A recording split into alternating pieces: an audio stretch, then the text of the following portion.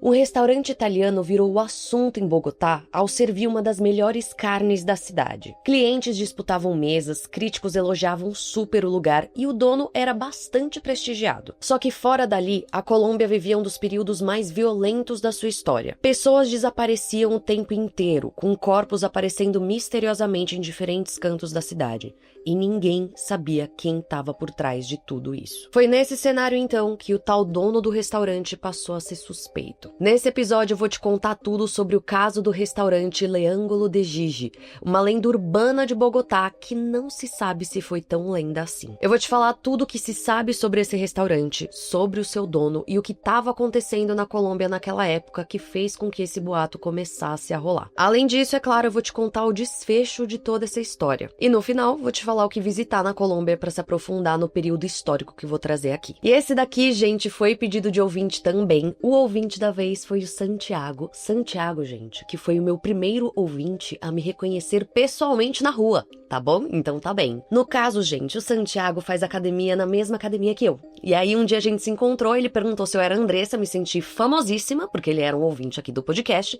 E aí a gente ficou batendo um papo e ele contou que ele é colombiano. E ele ficou muito feliz, né? Assim, ele achou muito interessante eu trazer casos da Colômbia. Aí, um tempo depois, ele me pediu mais um caso colombiano, né? Ele me mandou essa história aí do Le Ángulo de Gigi. Então eu decidi trazer aqui pra ele. Então, Santiago, fica aqui o meu beijo, a minha homenagem, meu agradecimento. Espero que você goste desse episódio, que eu faça jus à história que você me pediu pra contar. E o bom é que você não vai ter como fugir, porque se eu te encontrar na academia, eu vou perguntar o que você achou desse episódio. Então, né, você não tem escapatória. Mas brincadeiras à parte, gente, se você, assim como o Santiago, quiser me mandar uma sugestão de episódio ou um pedido, é só mandar no e-mail que tá na descrição aqui desse episódio. Fora isso, fica aquele meu pedido de sempre. Se você curte Passaporte pro Crime, por favor, considere apoiar a gente, que o apoio de vocês ajuda demais a manter esse projeto de pé. Também na descrição do episódio vai ter várias formas, vários links de como você pode fazer isso, e existem diferentes planos de apoio com diferentes valores. Então é só entrar em um dos links, dar uma fuxicada ali e ver o que te agrada mais. Dito tudo isso, chega de enrolação e bora pro episódio.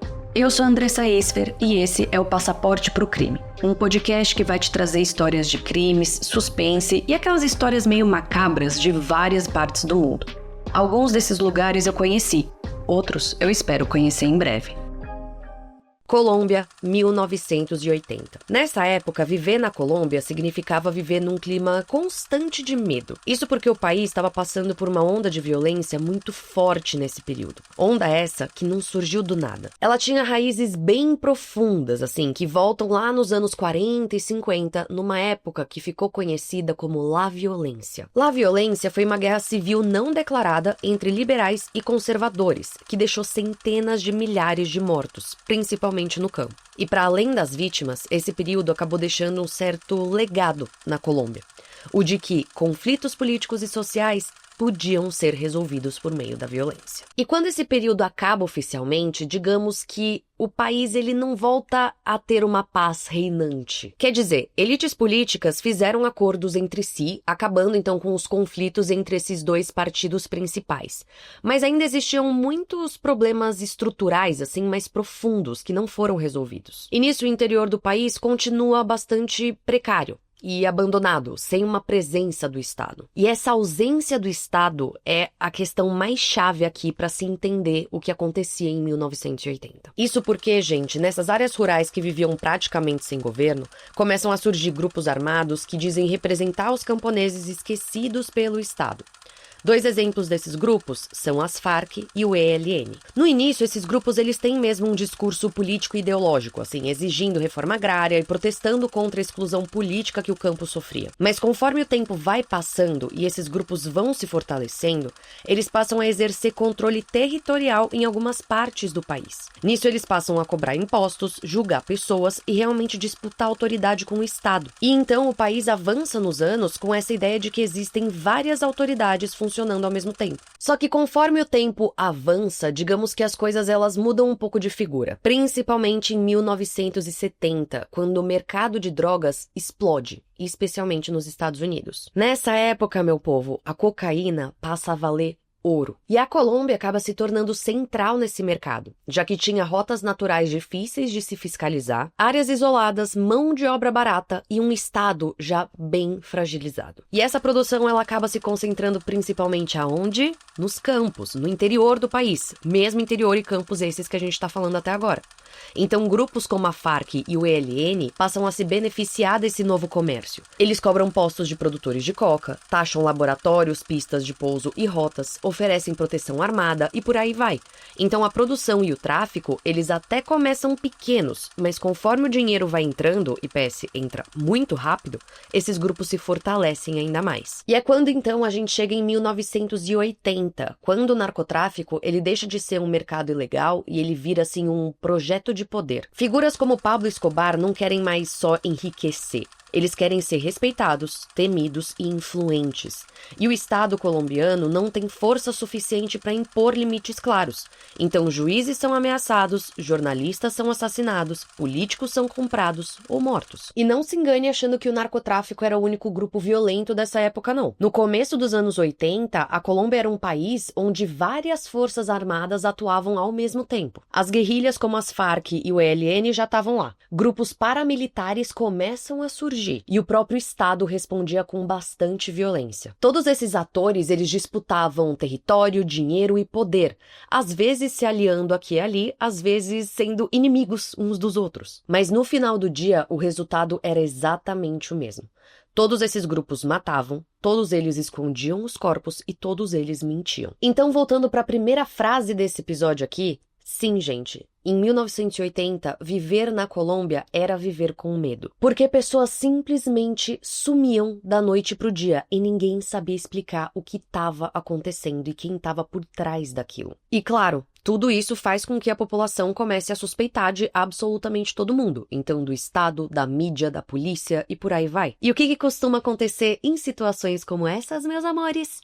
Começam a circular rumores, boatos, histórias bastante absurdas que a população compra, porque a população não sabe em quem acreditar. E é nesse contexto todo que começa a história do episódio de hoje, uma história bem bizarra. E ela começa, na verdade, com um homem chamado Gigi Ferruzzo. Gigi Ferruzzo se dizia ser italiano, mas, gente, sinceramente não se tem registro algum sobre ele. Não se sabe absolutamente nada dele antes dele chegar na Colômbia. Ele se muda para a Colômbia no final de 1970, mais especificamente para os arredores de Bogotá. E essas regiões eram conhecidas por serem bem isoladas geograficamente, o que fazia com que muitos estrangeiros e muitos membros da elite acabassem se instalando por lá. Isso porque, meu povo, nesses lugares, digamos que era possível viver uma vida low profile, sem ninguém fuxicando o que você tá fazendo ou deixando de fazer, sem ninguém te investigando e por aí vai. E o Gigi tava lá, vivendo em uma dessas regiões de boa, fazendo o que quer que ele fazia, porque a gente não sabe absolutamente nada, inclusive não se tem uma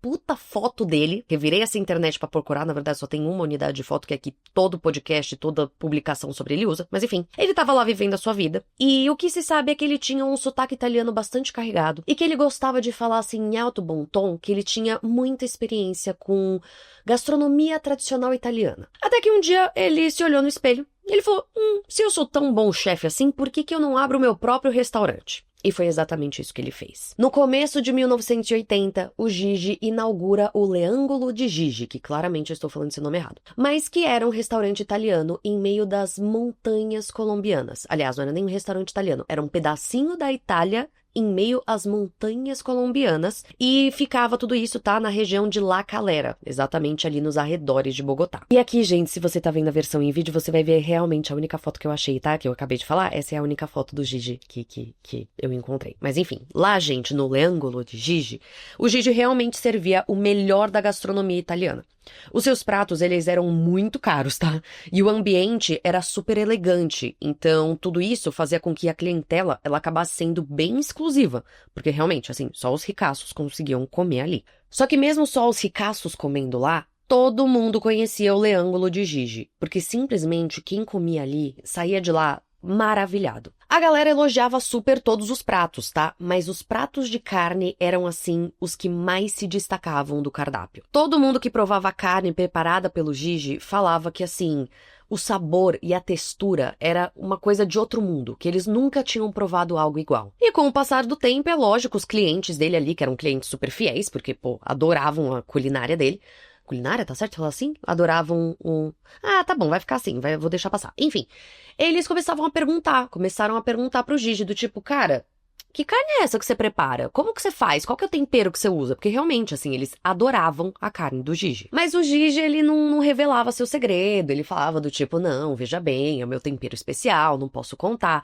Só que aí, quando as pessoas pediam pra visitar a cozinha dele, o Gigi não deixava e ficava meio na defensiva. E aí começaram a brincar um pouco do tipo, Gigi, o que você tá escondendo aí, sabe? Tem alguma coisa, né? Você tá escondendo alguma coisa da gente. Enfim, hahaha, todo mundo ria e ficava por isso mesmo. E piada por piada, gente, a brincadeira ela foi aumentando. Até que uma pessoa realmente falou sério e perguntou, do tipo, tá, mas que carne é essa que o Gigi serve pra gente? E aí, meus amores, é quando a coisa fica feia. Ao mesmo tempo, corpos eram encontrados com uma certa frequência abandonados em locais isolados. Corpos que não tinham nome, não tinham identidade, que ninguém sabia quem eram. O Estado simplesmente não explicava de quem eram aqueles corpos encontrados ou quem eram as pessoas desaparecidas e qual o paradeiro delas. A imprensa não noticiava por medo e as investigações, quando aconteciam, eram inconclusivas.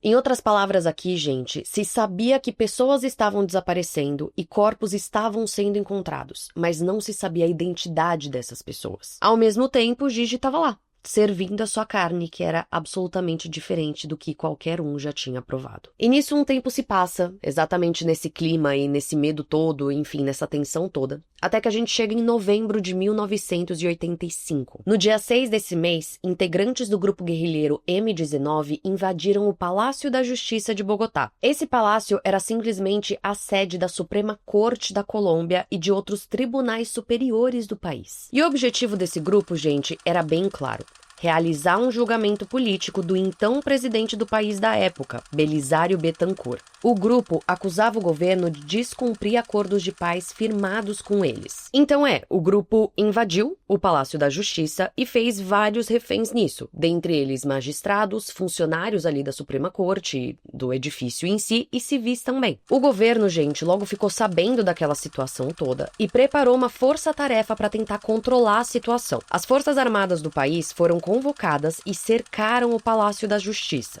Horas depois, eles invadiram o prédio. Invadiram usando armamento pesado, tropas, veículos blindados, realmente assim, entrando com 2 pés no peito. O resultado disso tudo, meu povo, foi um confronto que durou 27 horas, com um incêndio de grandes proporções no prédio, que destruiu grande parte dele, além de mortes. Muitas mortes. O balanço oficial fala em mais de 90 mortos, incluindo quase metade dos magistrados da Suprema Corte. Só que o buraco, gente, é muito mais embaixo. Isso porque, gente, uma série de pessoas foram vistas com vida dentro do Palácio da Justiça, não estavam entre os mortos e nunca mais foram vistas. Elas não foram vistas saindo do prédio e, assim, simplesmente evaporaram. Dentre essas pessoas desaparecidas, estavam funcionários da cafeteria ali que funcionava no prédio, visitantes e pelo menos uma guerrilheira. Testemunhos posteriores chegam a falar que algumas dessas pessoas foram vistas com vida saindo sim do edifício. Elas estavam saindo acompanhadas por agentes ali das Forças Armadas. Mas assim, depois disso, não se sabe mais absolutamente nada sobre elas. Esse grupo de pessoas logo ficou conhecido como os desaparecidos do Palácio da Justiça. E não, realmente, não se fazia e nem se faz ideia do que aconteceu com elas. O Estado negava que essas pessoas estavam no Palácio da Justiça e que elas tinham desaparecido. Só que as famílias e testemunhas sabiam que isso não era verdade. Rolaram então investigações, tá? Mas assim, essas investigações foram muito lentas, fragmentadas e interrompidas aqui e ali. Esse episódio, gente, fez com que a sociedade colombiana simplesmente caísse para trás. Quer dizer, sim, já existia violência na Colômbia, já tinham pessoas desaparecendo, todo mundo sabia disso. Mas em 1985, o buraco foi mais embaixo, o negócio foi bem mais grave. Isso porque as pessoas desapareceram em plena luz do dia, assim, no centro do poder do país. Pessoas essas que estavam sob custódia do Estado. E que, assim, mesmo que tivesse todas as provas, né, todas as evidências de que elas estavam lá e que elas desapareceram, ainda assim a verdade, ela era abafada, negada ou distorcida. A partir desse ponto da história, então, digamos que a sociedade colombiana deu um passo além no quesito medo, exatamente por conta de tudo isso que eu comentei. E aí, voltando à história do Gigi e do seu restaurante, para ele, as coisas também mudaram bastante de figura depois de 85. O próprio Gigi passou a ser visto com outros olhos depois disso tudo. Quer dizer, agora ele não era mais o chefe italiano que cozinhava super bem e que tinha um restaurante bacana e tudo mais. Agora ele era o estrangeiro. O estrangeiro que ninguém sabia absolutamente nada sobre o seu passado, que servia uma carne excepcional, mas que ninguém sabia a origem, que vivia isolado de tudo e todos, numa região que era conhecida por pessoas, ser frequentada por pessoas que não queriam ser investigadas, que queriam viver meio low profile. Enfim, o Gigi realmente vê a sua vida virando de ponta cabeça. E aquela pergunta principal que todo mundo tava fazendo pro Gigi no tom de brincadeira, piadinha e tal, de onde que é essa carne, o que você tá escondendo? Digamos que ela também mudou de tom. Agora a pergunta não era mais que carne é essa, e sim aonde estão os corpos dos desaparecidos. E foi só uma questão de tempo até alguém verbalizar o que todo mundo estava pensando. Pessoas estão desaparecendo, carne de procedência desconhecida está aparecendo no restaurante do Gigi. Estaria o Gigi, então, servindo carne humana? E como todo bom boato, é lógico que o negócio se espalhou bem rapidamente e chegou até os ouvidos do Gigi. Ele sabia que seus clientes estavam suspeitando dele, mas mesmo assim ele não deixava ninguém pisar na sua cozinha e ninguém ver os ingredientes que ele usava para preparar os pratos. A única coisa de diferente que ele começou a fazer foi dizer que a carne que ele servia vinha da Itália e que a irmã dele enviava para ele. Só que isso, essa justificativa, não foi o suficiente para acalmar os ânimos da galera. Foi quando então o Gigi simplesmente desapareceu também. Da noite pro dia, ele decidiu fechar o seu restaurante e sumir assim, sem deixar rastro algum. Rumores da época falam que ele saiu da Colômbia, assim, sem dizer para onde ele ia. E realmente, gente, não se tem ideia do que aconteceu com ele depois disso. Não à toa, tem muita gente que acha que essa história, ela é uma lenda urbana. Só que o restaurante realmente existiu. E o chefe, o Gigi, também existiu de verdade. Ele existiu, ele de fato serviu uma comida excepcional, que foi alvo de rumores e de questionamentos, e quando a coisa começou a ficar muito complicada, o Gigi simplesmente largou tudo e desapareceu. Anos mais tarde, gente, surgiu um outro rumor que só colocou assim a cerejinha no bolo. O de que a irmã de Gigi tinha sido localizada e que questionaram a ela sobre o envio das carnes para o seu irmão na Colômbia. E que ela ficou completamente surpresa, porque ela falou, cara, eu nunca enviei carne pro meu irmão. Inclusive, eu sou vegetariana, então assim, eu jamais me envolveria com um negócio envolvendo carne. Claro, não se tem nenhuma comprovação histórica, nenhum registro oficial ou que seja que realmente fale que a irmã do Gigi foi localizada e que ela disse isso e tudo mais. Mas não só isso, eu também preciso deixar muito claro aqui, ressaltar aqui, que não existe nenhuma comprovação de que o Gigi servia carne humana no seu restaurante. O que existe mesmo é essa mistura de relatos e boatos e testemunhos daquela época, que falam sobre o restaurante, falam sobre a fama do Gigi e falam que sim, aquele restaurante, ele era suspeito de servir carne humana. E com relação à ligação com os desaparecidos do Palácio da Justiça, sim, é tudo aquilo que eu já contei pra vocês, né? Depois desse caso, as pessoas ficaram suspeitando ainda mais das outras pessoas, mas no caso do Gigi especificamente, também surgiu um rumor naquela época de que um homem teria sido visto tirando os corpos de dentro do Palácio da Justiça e levando em direção ao restaurante, e que esse homem estaria acompanhado de um militar. Mas, de novo, mais uma vez, isso é um rumor. é um boato. Não se tem nenhuma prova concreta que isso realmente aconteceu.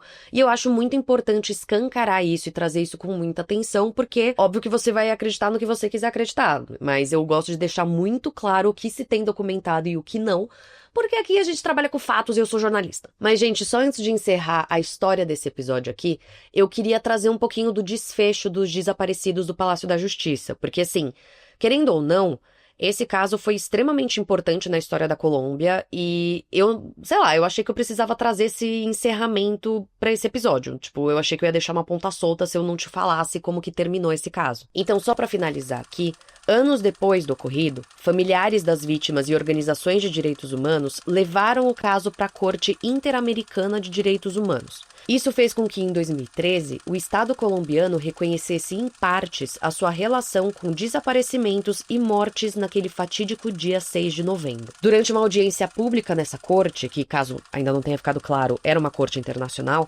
representantes do governo colombiano admitiram que houve, sim, tortura, desaparecimento forçado e outras violações de direitos humanos por parte das forças de segurança, e demonstraram ali o seu arrependimento oficial diante das famílias das vítimas. Nisso, alguns agentes do Estado foram condenados e a Colômbia também se comprometeu a seguir investigando o caso e tentando localizar os desaparecidos. Porque sim, gente, eles seguem desaparecidos até os dias de hoje. Assim, de lá pra cá, alguns restos mortais chegaram a ser localizados e algumas pessoas chegaram a ser identificadas. Mas não são todas. Existem ainda muitas perguntas sem resposta. E com isso, meus amores, eu encerro a história do episódio de hoje. História essa que é um pouquinho diferente também dos meus outros episódios, né? Porque é uma história que é mais uma lenda, mas eu achei muito interessante porque eu achei que o contexto histórico desse episódio era muito relevante. E é uma história muito bizarra, que eu, pelo menos, quando o Santiago veio me contar, eu fiquei muito intrigada com essa história. Eu achei ela muito, assim, sei lá, me chamou muita atenção, eu quis pesquisar mais sobre, e aí eu imaginei que se eu tive isso, vocês também teriam, então por isso que eu quis trazer também esse episódio aqui. Mas tá, vamos falar sobre dicas de viagem, meus amorzinhos. E pra isso, eu quis buscar algo que fosse mais focado no contexto histórico, né? Obviamente. Eu vi em alguns lugares falando que o restaurante ainda existe, tipo, não existe, o lugar onde era o restaurante ainda existe, mas que não é mais o restaurante, não sei o que lá, e sei lá, eu não sei se eu me sinto confortável em mandar vocês pra lá pra ver um lugar que um dia foi um restaurante. A não ser que tivesse algo ali que contasse a história do restaurante, mas não foi o caso. Então, enfim, o que eu quis trazer aqui foi mais uma parada de tipo, entender o contexto histórico em que a Colômbia estava inserida quando esse caso aconteceu. E pra isso, eu procurei coisas em Bogotá. Afinal de contas, a história toda aconteceu em Bogotá. Mas eu não achei coisas tão interessantes assim. Assim, até existe o Museu Nacional da Colômbia, que fica em Bogotá. Que é inclusive super bacana, porque ele fica no prédio de um antigo presídio, tá? Então isso daí já é uma coisa bem legal pros passaportes. Só que esse museu, apesar dele ter a premissa de contar toda a história da Colômbia, ele acaba focando mais em povos originários, período pré-hispânico. Então, enfim, tipo, muito bacana, muito legal o museu independente, só que ele acaba focando pouco no período mais recente, dos anos 80 pra cá, que era o que eu queria trazer. E aí, pesquisando mais sobre, eu encontrei o Centro Nacional de Memória Histórica de Bogotá, que é um centro que busca exatamente lembrar e ressaltar todos esses casos de desaparecimentos, assassinatos, enfim, tudo isso que acontecia nos anos 80. Perfeito, 10 de 10, você diz. Só que assim, eles são uma instituição, eles não são um lugar físico para você visitar. Pelo que eu estava vendo, eles estão para abrir um museu, só que esse projeto ele ainda não tá pronto.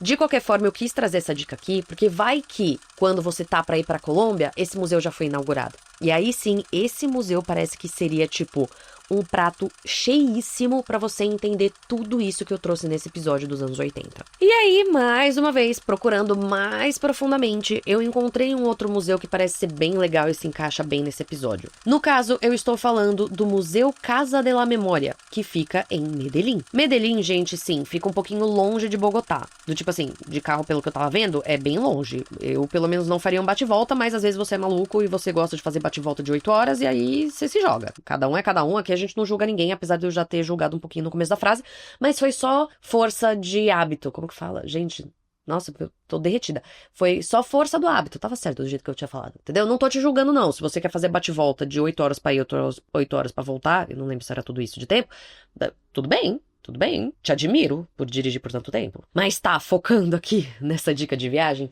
eu achei esse museu muito legal porque ele vai exatamente falar sobre esse tema que eu trouxe aqui, da violência, desaparecidos e tudo mais. Só que a gente tem que lembrar que a história de Medellín, nesse sentido, é muito diferente da história de Bogotá. As duas cidades, elas acabaram vivendo o mesmo pano de fundo dos anos 80.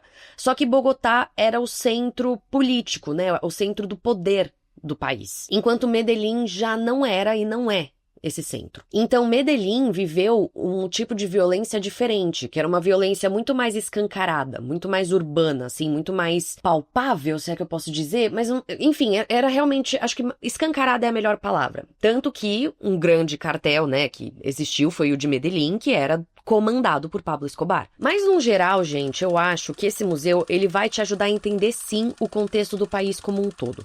E por isso que eu achei riquíssimo de trazer ele aqui. Ele une depoimentos de vítimas da violência, de testemunhas, de políticos e agentes sociais e também dos agressores, tá? Que falam sobre o que eles fizeram. Então, basicamente, é uma junção de depoimentos, fotos, documentos e tudo que você precisa para se aprofundar nesse tema da violência do país. E bom, eu acho que é um museu super necessário e que pode te ajudar a entender o contexto desse episódio. Pelo que eu tava vendo só, gente, parece que esse museu, ele tá todo em espanhol, tá? Parece que eles têm um aplicativo de audioguia que você consegue baixar ali direto no museu, que eles, né, tipo, te dão acesso ao Wi-Fi, eu acho que o Wi-Fi é gratuito, enfim, e aí você consegue acessar o Wi-Fi e baixar o aplicativo de audioguia. Mas, enfim, trago essa informação porque às vezes isso pode ser uma coisa que te incomode ao visitar um museu e acho que, né, todo mundo precisa saber. E aí, sobre coisas práticas, meus amores, esse museu tem entrada gratuita, obrigada, senhor, só que os horários de abertura deles são meio estranhos. Isso porque, assim, tudo bem, de terça a sexta, não abre de segunda, de terça a sexta é das 9 às 18, isso daí, beleza, horário comercial bonitinho, até aí tudo bem. Só que de sábado, domingo e feriados é das 10 da manhã às 4 da tarde. Aí, assim, eu achei estranho, eu precisaria ficar atenta, porque a minha cara do tipo, passear de manhã fazendo uma coisa, aí almoçar, tipo, 2, 3 horas da tarde e ir pra um museu depois. Aí eu ia chegar lá e ia dar com a cara na porta, pra variar um pouquinho, né? Enfim. Mas, gente, só voltando pra Bogotá, e agora que eu percebi que eu fiz essa ordem bem maluca, né? Eu podia ter falado tudo de Bogotá e depois falado de Medellín, mas tudo bem. Agora eu já fiz, agora já pisei na M e tô abrindo os dedos. Mas só pra falar de Bogotá, eu queria, sim, trazer uma dica, tá? De lá. Afinal de contas, o episódio se passou lá. E é uma dica que eu, assim, num primeiro momento eu também achei bem legal, mas aí conforme eu fui pesquisando eu não sabia muito se ia ser legal. Então acho que até por isso que eu optei por deixar ele no final. Vocês verem como eu tô de saúde, né? Assim, nem lembro mais.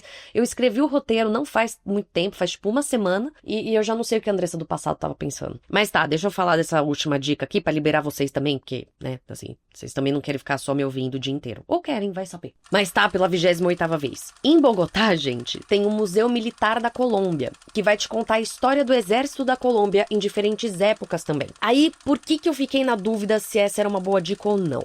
Porque eu não sei, eu não consegui entender se esse museu é uma parada mais do tipo ver armas expostas e tudo mais, ou se era uma coisa realmente história do exército, sabe? Eu acabei vendo gente falando assim dos dois, quer dizer, falando que tem um monte de armas expostas, que tem até avião e barco e tudo mais exposto, e vi gente falando que as salas contam a história do exército. Então, enfim, acabei ficando um pouquinho na dúvida, porque não foi muito um consenso. Mas eu achei que esse museu era interessante de se trazer aqui, porque eu imagino que ele vai acabar abordando a questão da violência no país e a atuação do exército, e aí até fico extremamente curiosa pra saber como que isso é retratado ali no museu. Então, assim, eu fiquei com o dedinho coçando pra comprar uma passagem pra ir pra lá pra visitar também. Gente, a quantidade de lugar que eu tô com o dedinho coçando pra visitar, eu preciso ser patrocinada logo. Cadê companhia aérea pra me patrocinar, pra me levar aí pra um monte de lugar que eu tenho pra ir? Meu Deus do céu, porque, nossa senhora, tanto lugar.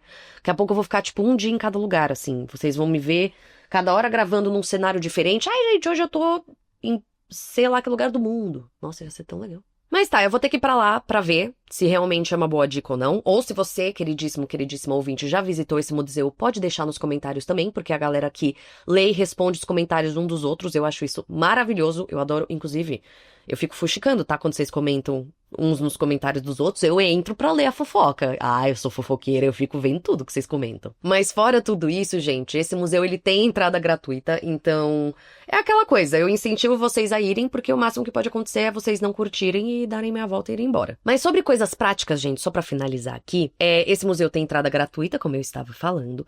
Além disso, eu vi que ele tá todo em espanhol também, e eu não vi nenhuma informação sobre audioguia, então, né, fica aqui o meu aviso. E eu vi também muita gente falando que ele é bem pequenininho, tá? Então que você visita ele em coisa de 30 minutos. Então, de novo, né, é aquilo. Você vai até lá, se você não gostar, você não pagou nada, e você vai ver tudo rapidinho e vai embora. Fez sentido essa frase? Acho que vocês entenderam o que eu tava querendo dizer, né? E com isso, meus amores, eu encerro o episódio de hoje. Episódio esse que só me levou 4 tentativas pra conseguir gravar o finalzinho. Eu tô gravando pela 4ª vez o encerramento do meu próprio podcast. Que eu tô assim de saúde. Mas episódio esse que, de novo, né, foi um episódio um pouquinho diferente do que eu costumo trazer aqui. Mas eu acho sempre bacana trazer essas coisas um pouquinho diferentes pra ver o que vocês gostam, o que vocês não gostam. Eu amo como vocês se comunicam comigo, deixam comentários e falam o que vocês acharam, então por favor façam isso de novo. Queria deixar mais uma vez meu agradecimento ao Santiago, meu primeiro fã que me reconheceu publicamente. Eu nunca vou esquecer disso. Eu quase pedi pra tirar uma foto com o Santiago, ele não sabe disso, vai ficar sabendo agora. Mas eu quase pedi pra tirar uma foto com ele, do tipo, oi, você foi meu primeiro fã. Na verdade, assim, né? Sacanagem, chamar ele de fã. Foi a primeira pessoa que me reconheceu. Posso tirar uma foto com você? Eu ia moldurar essa foto e colocar na minha parede. Juro. Nesse nível. Um dia eu vou pedir pra ele. A gente às vezes se encontra na academia e eu vou parar ele e vou pedir. Mas enfim, Santiago, espero que você tenha gostado desse episódio. Espero que eu tenha falado corretamente o nome das cidades, porque ele me zoou que no último episódio eu falei errado o nome de uma das cidades. E acontece nas melhores famílias. Fica de novo aqui o meu beijo, meu agradecimento, a minha homenagem a você. E ficam aqueles recadinhos de sempre para todos os ouvintes. Então, se você, assim como o Santiago, quiser mandar uma sugestão, o e-mail tá na descrição do episódio. Se você for uma marca, uma empresa, quiser aí ter alguma parceria com o podcast, é o mesmo e-mail que também está na descrição do episódio. E um e-mail agora muito chique, porque agora estamos sendo agenciadas. Então, vocês podem entrar em contato ali com os meus agentes para entender como participar aqui do podcast no quesito patrocínios e afins. E se você quiser apoiar o podcast, também na descrição do episódio tem vários links de como você pode fazer isso. Gente, independente se eu estou sendo agenciado ou não, o apoio de vocês é o que faz toda a diferença para manter esse episódio de pé, tá? Assim, eu estou buscando